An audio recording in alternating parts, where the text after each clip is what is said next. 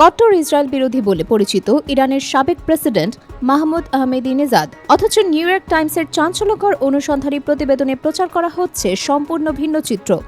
Israeli গোয়েন্দা সংস্থা মোসাদের সাথে গোপন আতাতের অভিযোগে ইরানের ইসলামী বিপ্লবী গার্ড বাহিনী IRGC তাকে গৃহবন্দী করেছেন বলে প্রচার করছে নিউ ইয়র্ক টাইমস।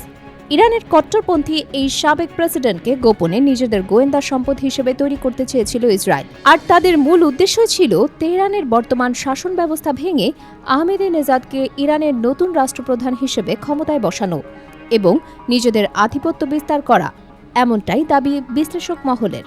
কিন্তু এই পরিকল্পনা শুরু হয়েছিল কিভাবে সেটা উল্লেখ করেছে তারা। বলা হয়েছে 2024 সালে হাঙ্গেরির বুদাপেস্টে একটি জলবায়ু পরিবর্তন বিষয়ক সম্মেলনকে ঢাল হিসেবে ব্যবহার করা হয়। সেখানে মোসাদের তৎকালীন প্রধান ডেভিড বার্নিয়া স্বয়ং আহমেদিনেজাদের সাথে গোপনে দেখা করেন এবং পরবর্তীতে CIA-কে এই যোগাযোগের বিষয়টি অবহিত করা হয়। আহমেদিনেজাদ নিজেকে রাশিয়ার সাবেক প্রেসিডেন্ট বোরিস ইয়েলৎসিনের মতো একজন সংস্কারক হিসেবে দেখতেন, তবে তিনি বরাবরের মতোই ছিলেন কট্টর ইসরায়েল বিরোধী। ঘটনার মোড় ঘুরে যায় 28 ফেব্রুয়ারি। ইরান ইসরায়েল যুক্তরাষ্ট্র যুদ্ধের শুরুতে তেহরানে আহমেদিনেজাদের বাসভবনে ইসরায়েলি বিমান হামলা হয়।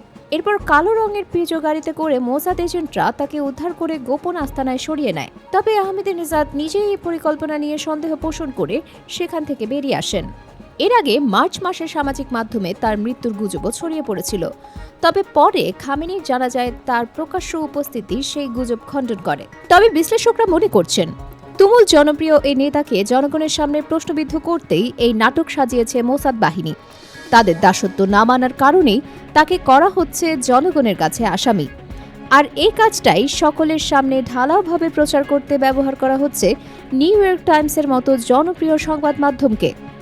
তবে এই বিষয়ে মোসাদ ও আহমেদিনেজাদের মুখপাত্র উভয়ই কোনো মন্তব্য করতে রাজি হননি। তবে আন্তর্জাতিক রাজনীতিতে এই ঘটনা নতুন প্রশ্ন তুলে দিয়েছে। ইসরায়েলের গোপন খেলা কতদূর বিস্তৃত, আর ইরানের ভেতরে আরও কে কে এই জালে জড়িয়ে আছেন? ডেস্ক নিউজ, অগ্রযাত্রা প্রতিদিন।